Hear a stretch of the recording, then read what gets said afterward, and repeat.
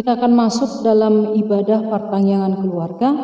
Karena itu Bapak Ibu serta saudara-saudari yang terkasih, mari kita memuji Tuhan dengan bernyanyi dari buku ND nomor 2 ayat 1 tambah 2.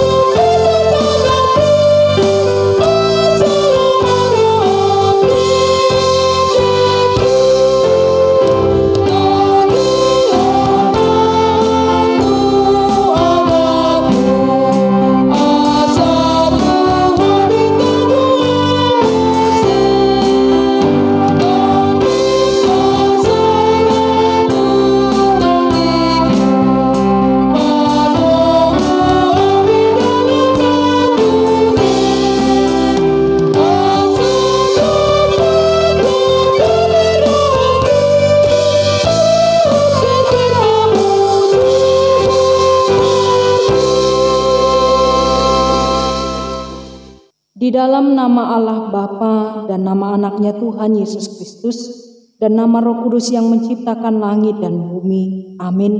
Bergembiralah karena Tuhan, maka Ia akan memberikan kepadamu apa yang diinginkan hatimu. Serahkanlah hidupmu kepada Tuhan dan percayalah kepadanya dan Ia akan bertindak. Berdiam dirilah di hadapan Tuhan dan nantikanlah Dia. Percayalah kepada Tuhan dan lakukanlah yang baik. Sebab Tuhan mencintai hukum dan Ia tidak meninggalkan orang-orang yang dikasihinya. Haleluya, marilah kita berdoa. Ya Tuhan Allah Bapa kami, bimbing dan kuatkanlah kami dengan roh-Mu, agar kami mendengar dan menerima firman-Mu. Teguhkanlah firman-Mu di dalam hati kami, supaya kami menjadi baru dan kudus. Tolonglah kami agar kami semakin percaya kepada anak-Mu, Tuhan Yesus Kristus, dan memperoleh hidup yang kekal. Amin. Epistel pada pertangyangan malam hari ini tertulis pada 2 Raja-Raja pasal 23 dimulai ayat 1 sampai dengan ayat 14. Marilah kita membacanya secara responsorial. Sesudah itu raja menyuruh orang mengumpulkan semua tua-tua Yehuda dan Yerusalem. Kemudian pergilah raja ke rumah Tuhan dan bersama-sama dia semua orang Yehuda dan semua penduduk Yerusalem, para imam, para nabi, dan seluruh orang awam, dari yang kecil sampai yang besar. Dengan didengar mereka, ia membacakan segala perkataan dari kitab perjanjian yang ditemukan di rumah Tuhan itu. Sesudah itu berdirilah raja dekat tiang, dan diadakannyalah perjanjian di hadapan Tuhan untuk hidup dengan mengikuti Tuhan, dan tetap menuruti perintah-perintahnya, peraturan-peraturannya, dan ketetapan-ketetapannya dengan segenap hati dan dengan segenap jiwa, dan untuk menepati perkataan perjanjian yang tertulis dalam kitab itu. Dan seluruh rakyat turut mendukung perjanjian itu. Raja memberi perintah kepada imam besar Hilkia dan kepada para imam tingkat 2 dan kepada para penjaga pintu untuk mengeluarkan dari bait Tuhan segala perkakas yang telah dibuat untuk Baal dan Asyera dan untuk segala tentara langit. Lalu dibakarnyalah semuanya itu di luar kota Yerusalem, di padang-padang Kidron, dan diangkutnyalah abunya ke Betel. Ia memberhentikan para imam dewa asing yang telah diangkat oleh raja-raja Yehuda untuk membakar korban di bukit pengorbanan di kota-kota Yehuda dan di sekitar Yerusalem. Juga orang-orang yang membakar korban untuk Baal, untuk dewa matahari, untuk dewa bulan, untuk rasi-rasi bintang, dan untuk segenap tentara langit. Dibawanyalah tiang-tiang berhala dari rumah Tuhan keluar kota Yerusalem ke sungai Kidron, lalu dibakarnya di situ dan ditumbuknya halus-halus menjadi abu. Kemudian dicampakkannya abunya ke atas kuburan rakyat jelata. Ia merobohkan petak-petak pelacuran bakti yang ada di rumah Tuhan, tempat orang-orang perempuan bertenun sarung untuk Asyerah. Disuruhnyalah datang semua imam dari kota-kota Yehuda, lalu ia menajiskan bukit-bukit pengorbanan, tempat para imam itu membakar korban, dari Geba sampai Beersheba. Dirobohkannya pula bukit-bukit pengorbanan di pintu-pintu gerbang yang ada dekat lubang pintu gerbang Yosua, penguasa kota itu, yang ada pada sebelah kiri kalau orang memasuki pintu gerbang kota itu. Tetapi para imam bukit-bukit pengorbanan itu tidak boleh naik ke mezbah Tuhan di Yerusalem. Hanya mereka boleh memakan roti yang tidak beragi di tengah-tengah saudara-saudara mereka. Ia menajiskan juga Tofet yang ada di lembah Ben Hinnom, supaya jangan orang mempersembahkan anak-anaknya sebagai korban dalam api untuk dewa Molok. Dibuangnyalah kuda-kuda yang ditaruh oleh raja-raja Yehuda untuk dewa matahari di pintu masuk rumah Tuhan dekat bilik. Nathan Melek, pegawai istana yang tinggal di gedung samping, juga kereta-kereta dewa matahari dibakarnya dengan api. Mesbah-mesbah yang ada di atas Soto, tempat peranginan Ahaz yang dibuat oleh raja-raja Yehuda, dan mesbah-mesbah yang dibuat Manasye di kedua pelataran rumah Tuhan dirobohkan oleh raja dan diremukkan di sana, lalu dicampakkannya abunya ke sungai Kidron. Bukit-bukit pengorbanan yang ada di sebelah timur Yerusalem, di sebelah selatan bukit kebusukan, dan yang didirikan oleh Salomo, raja Israel untuk Asitoret, dewa kejijikan, sembahan orang Sidon, dan untuk Kamos, dewa kejijikan, sembahan Moab, dan untuk Milkom, dewa kekejian, sembahyang orang Amon, dinajiskan oleh raja. Ia memecahkan tugu-tugu berhala dan menebang tiang-tiang berhala. Lalu ditimbuninya tempat-tempat itu penuh dengan tulang-tulang manusia. Demikianlah firman Tuhan. Marilah kita berdoa. Berbahagialah orang yang mendengar akan firman Allah serta memeliharanya. Amin. Kita akan mendengarkan firman Tuhan. Kita bernyanyi dari buku ND nomor 774 ayat 2.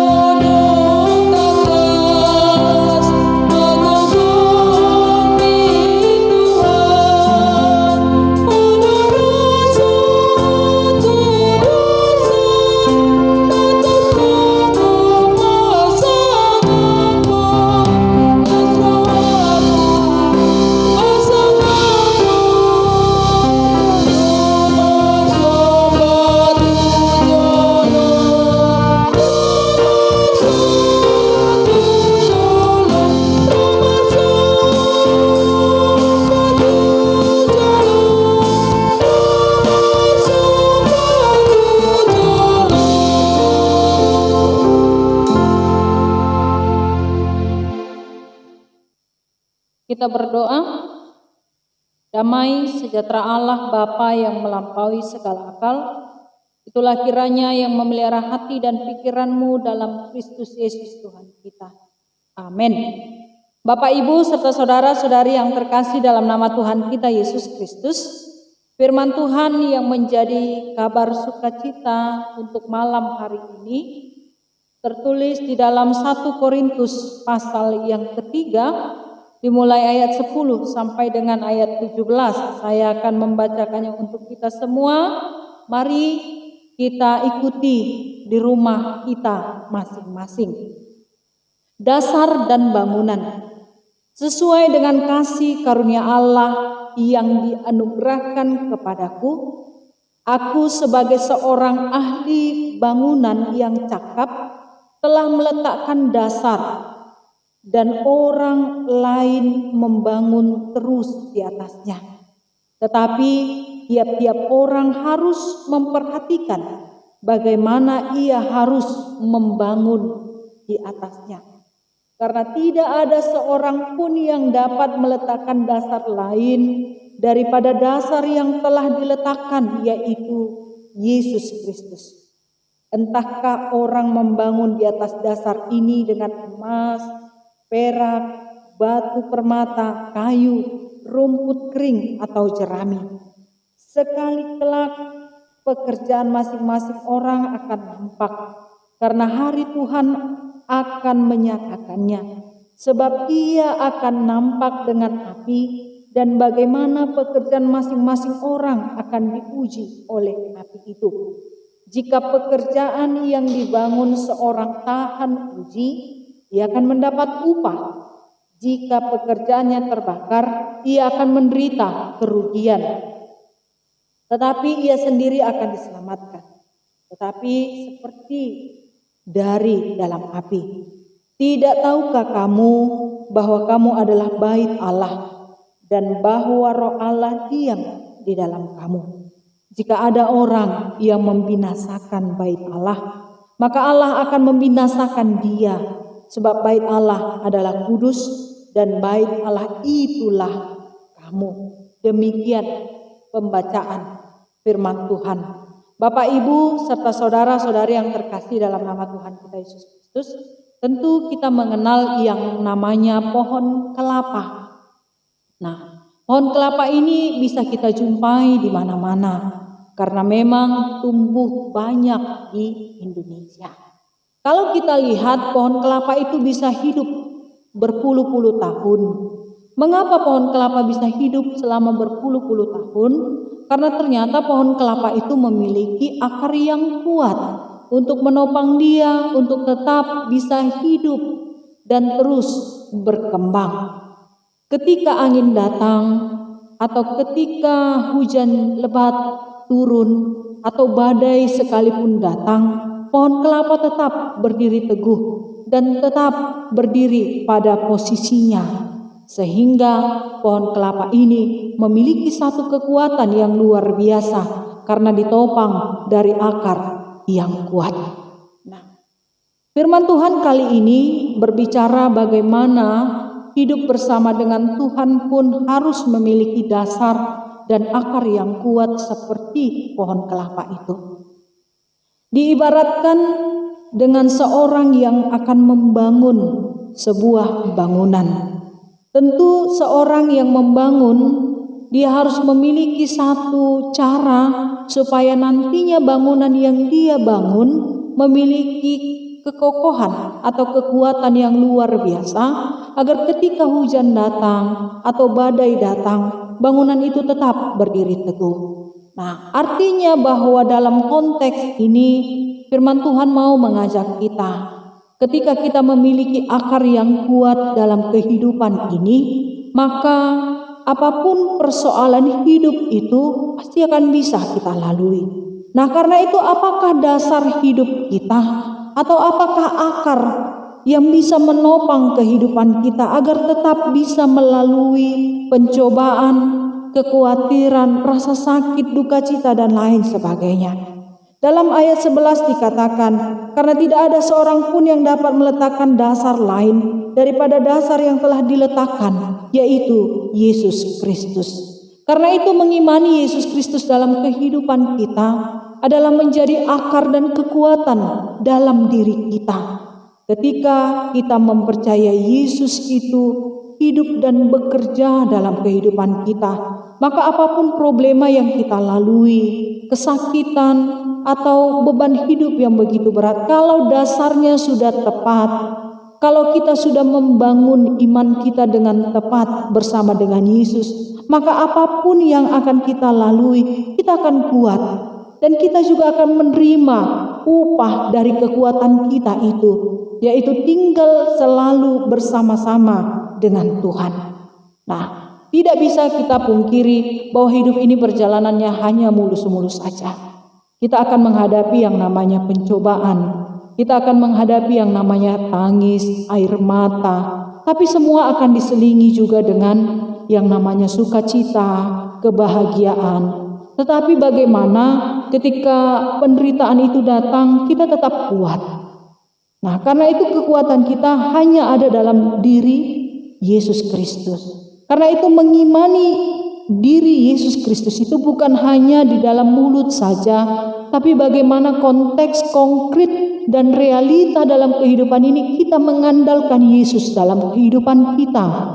Di situ kita akan melihat apakah iman kita, dasar dari kepercayaan kita itu kuat atau justru sebaliknya kita akan gampang terombang-ambing seperti sebuah kapal di tengah-tengah lautan. Karena itu firman Tuhan yang pertama sekali mengajak kita bagaimana kita mempercayai Yesus Kristus itu di tengah-tengah kehidupan kita. Karena tanpa Dia kita adalah ibarat kapal yang pada akhirnya akan terhempas ke kanan dan ke kiri karena gelombang ataupun ombak. Nah, akan tenggelam ke dasar lautan ketika dia tidak mampu bertahan. Nah, jadi orang yang tidak mampu bertahan dalam penderitaannya, dia akan menerima upahnya juga. Nah, karena itu upah dan kebahagiaan yang akan kita terima ketika kita bertahan di dalam pencobaan itu, di dalam penderitaan itu adalah ketika kita bersama-sama dengan Tuhan, bersama-sama dengan Yesus Kristus. Karena itu marilah berjalan bersama Yesus Kristus, karena kita pasti akan kuat.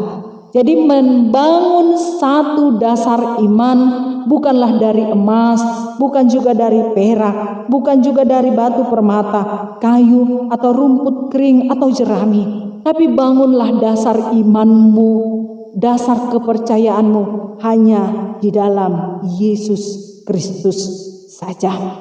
Bapak, Ibu, serta saudara-saudari yang terkasih dalam nama Tuhan kita Yesus Kristus, poin yang kedua yang boleh kita lihat adalah dari pohon kelapa itu sendiri. Selain dia memiliki akar yang kuat, pohon kelapa juga menghasilkan buah yang baik dari kehidupannya. Yaitu yang pertama, pohon kelapa itu menghasilkan kelapa sendiri. Kelapa ini bisa diolah menjadi santan atau juga bisa dipakai oleh para ibu di tengah-tengah kebutuhan di dapur. Misalnya diolah kembali menjadi minyak rambut yang berasal dari santan atau kelapanya itu sendiri. Kemudian batok kelapa ini juga bisa diolah menjadi pernak-pernik. Kemudian juga air kelapa itu sangat bermanfaat, bisa diminum untuk menyegarkan badan. Nah, kemudian juga dari daunnya kelapa itu bisa dipakai untuk sapu lidi. Jadi semua dalam kehidupan konteks pohon kelapa dia sangat bermanfaat. Dia begitu menghasilkan buah yang baik dari kehidupannya. Nah, ini adalah poin kedua yang mau dikatakan dalam konteks khotbah kita, bahwa orang-orang yang sudah hidup di dalam Tuhan pasti ibarat dari pohon kelapa itu, dia menghasilkan buah yang baik juga. Dia menghasilkan buah yang manis untuk dinikmati oleh setiap orang. Nah, jadi hidup bersama dengan Yesus Kristus tadi begitu sangat luar biasa manfaatnya. Ya, dia sudah tahan uji, dia tahan mental, kemudian buahnya juga sangat manis katanya. Jadi orang yang hidup di dalam Tuhan tuh gak akan sia-sia. Sekalipun penderitaan itu datang, sekalipun pencobaan itu datang, ternyata di akhir kehidupan itu ada yang kita lihat. Atau di akhir dari penderitaan itu ada yang kita hasilkan, yaitu sikap tahan uji. Begitu juga dengan pohon kelapa itu. dia menghasilkan buah yang manis untuk dinikmati mulai dari buahnya sampai dengan daunnya. Nah, kehidupan orang-orang Kristen juga demikian. Ketika dia hidup selalu di dalam Tuhan dan tidak akan pernah lepas dari Tuhan, maka setiap yang terjadi dalam kehidupannya itu akan tampak dari buah yang dia hasilkan, tampak juga dari perbuatannya. Yang pertama, dia akan tahan uji, kemudian juga dia akan menghasilkan perkataan yang baik, tingkah laku yang baik, tutur sapa yang baik, dan setiap pola pikirnya pasti akan yang baik, mengarah bagaimana Tuhan yang sudah memberikan kepada kita banyak jaminan dalam kehidupan kita.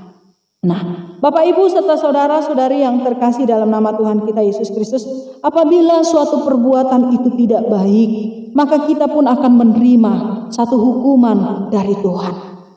Tadi ketika kita melakukan yang baik dan hidup selalu dalam Tuhan, maka kita akan menghasilkan buah yang manis.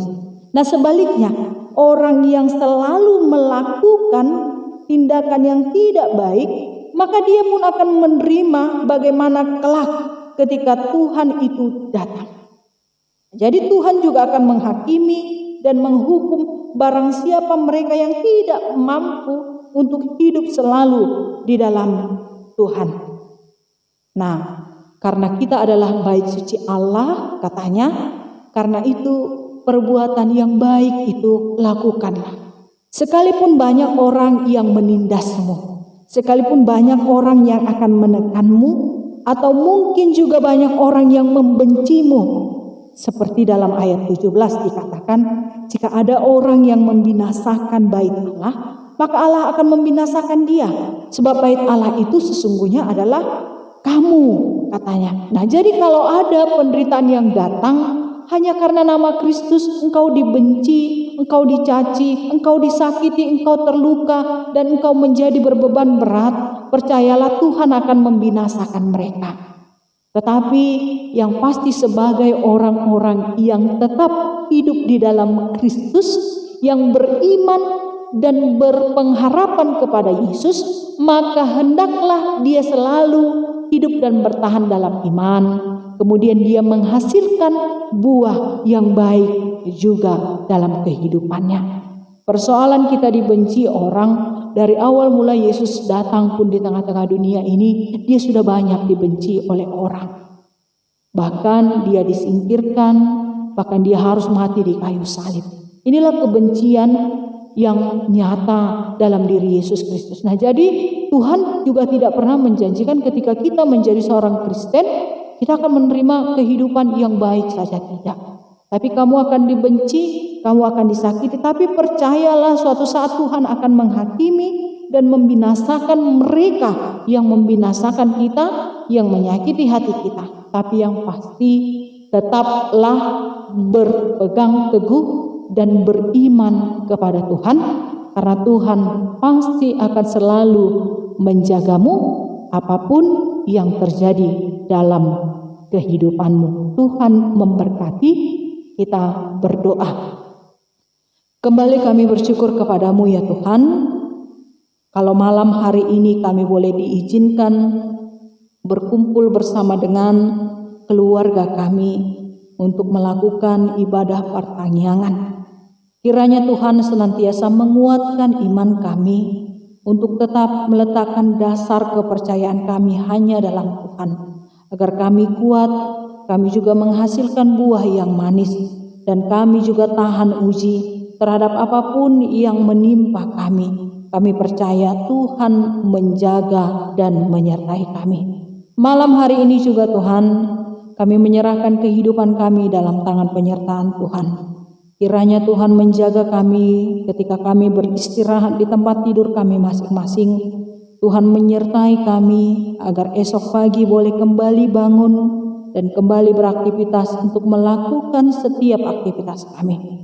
Kiranya Tuhan memberkati kami semua yang melakukan ibadah. Diberkati juga Tuhan dalam kehidupan kami sehari-hari, kehidupan para jemaat-Mu, dalam pekerjaan kami, baik sebagai seorang ibu rumah tangga atau seorang ayah yang mencari nafkah kehidupan di luar ataupun di dalam rumah tangga kami.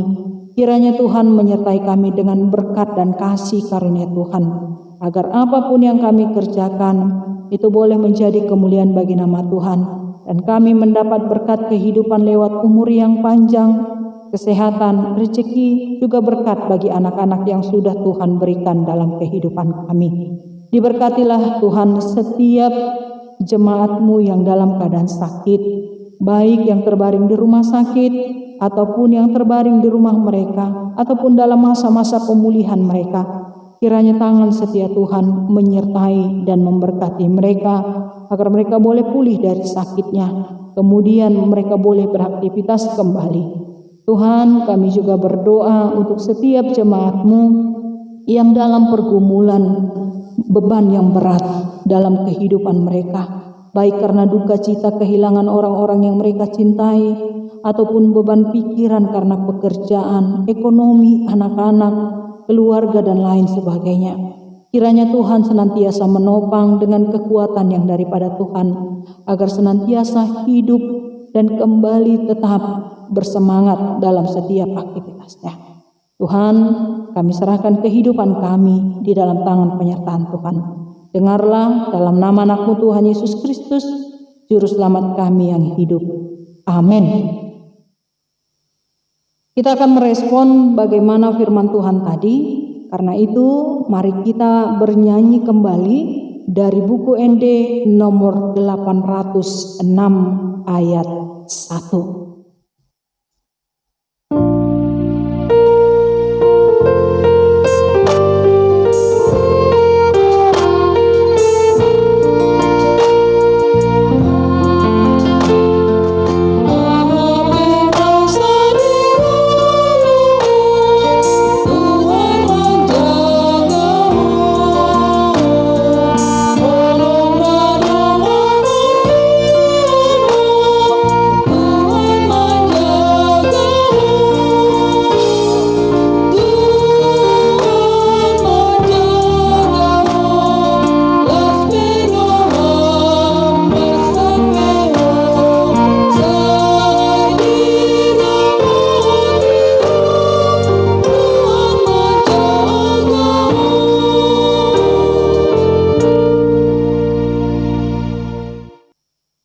Jemaat yang dikasihi Tuhan, kita satukan hati kita berdoa.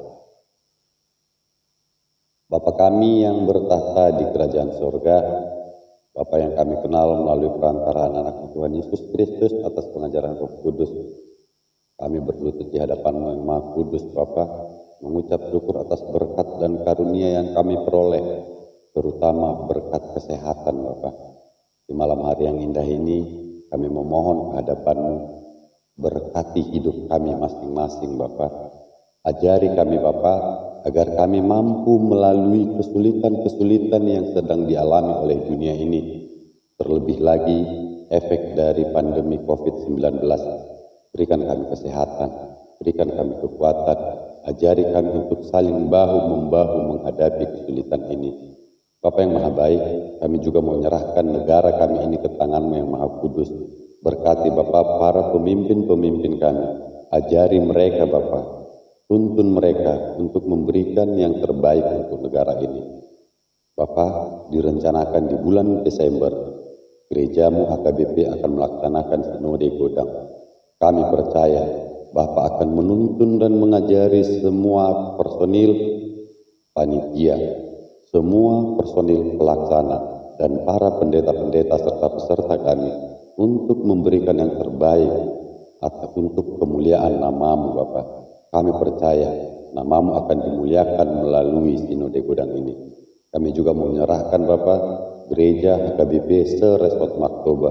Berkati kami seluruhnya, Bapa. Berkati para pelayan, terlebih-lebih para pendeta kami dan para guru huria serta porhangir dan para sintua.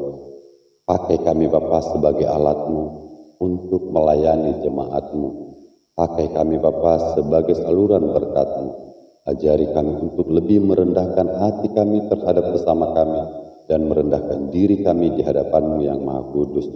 Bapa yang Maha Baik, kami juga bersyukur untuk semua berkat yang kami terima, terlebih berkat anak-anak yang Bapa berikan di tengah-tengah kami. Kami percaya Bapa akan mengajari anak-anak itu melalui orang-orang di sekitarnya. Kami juga percaya Bapa akan menuntun dan mengajari kami untuk membentuk anak-anak itu menjadi orang-orang yang sesuai dengan kehendak-Mu. Bapa, kami percaya kasih-Mu yang begitu indah telah Kau berikan kepada kami. Kami percaya Engkau telah menghapuskan dosa kami melalui perantaraan darah suci anak-Mu yang tercurah di kayu salib. Ajari kami Bapa untuk menjaga warisan yang indah ini. Kami serahkan seluruhnya hanya ke dalam tangan pengasihan-Mu. Dalam nama anak-Mu Tuhan Yesus Kristus, kami berdoa dan mengucap syukur. Amin. Kita akan mengumpulkan persembahan, karena itu kita akan bernyanyi dari buku ND nomor 697 ayat 1 tambah ayat 4.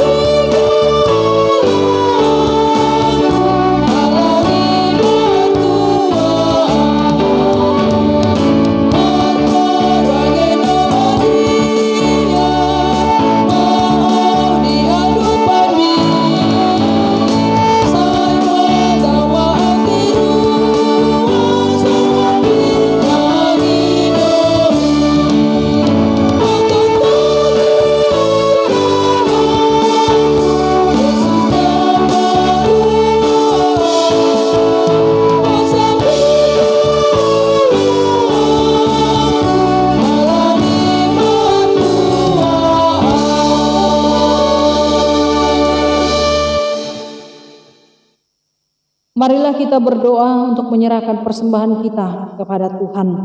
Ya Allah, Bapa kami yang di sorga, kami mengaku bahwa Tuhan adalah sumber dari segala karunia yang melimpah dalam kehidupan kami masing-masing. Sebahagian daripada karunia itu kami serahkan kembali sebagai persembahan kepada Tuhan. Terimalah dan berkatilah persembahan umat-Mu ini agar dapat kami pergunakan untuk pekerjaan dan pelayanan kerajaan Tuhan di dunia ini. Bukalah hati kami untuk mengenal betapa banyak berkat dan karunia yang kami peroleh dari Tuhan, supaya kami senantiasa bersyukur kepadamu di dalam nama Yesus Kristus Tuhan kami. Amin. Marilah kita bersama-sama berdoa di dalam doa Bapa kami. Bapa kami yang di sorga, dikuduskanlah namamu, datanglah kerajaanmu, jadilah kehendak-Mu di bumi seperti di sorga. Berikanlah kami pada hari ini makanan kami yang secukupnya. Dan ampunilah kami akan kesalahan kami, seperti kami juga telah mengampuni orang yang bersalah kepada kami. Dan janganlah membawa kami ke dalam pencobaan, tetapi lepaskanlah kami daripada yang jahat. Karena Engkau yang empunya kerajaan, dan kekuasaan, dan kemuliaan sampai selama-lamanya. Amin. Kasih karunia dari Tuhan kita Yesus Kristus, dan kasih dari Allah Bapa, juga persekutuan Roh Kudus, itulah yang menemani kita hari ini, esok, sampai selama-lamanya. Amin.